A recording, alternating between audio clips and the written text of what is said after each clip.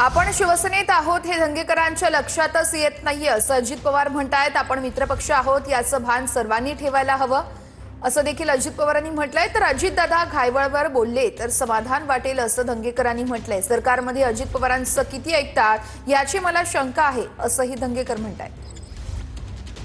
काय झालंय, रवींद्रजींच्या अजून लक्षातच येईना की आता आपण काँग्रेसमध्ये नाही, आपण शिवसेनेमध्ये धनुष्यबाणामध्ये आहे आणि आपले नेते हे एकनाथराव शिंदे साहेब आहेत। तुम्ही ऍक्शन घ्या, ऍक्शन दिसत नाही आणि जर गुन्हेगार तुमच्या आजूबाजूला असेल तर तुम्ही ऍक्शन का घेत नाही? मग तुम्ही त्यांच्या ओझ्याखाली दडपलेत का तुम्ही त्यांना घाबरता? दादा बी आमचे नेते आहेत, अजितदादा पूर्वीपासून नेते, आता नेते, उद्या राहणार, परवा बी राहणार।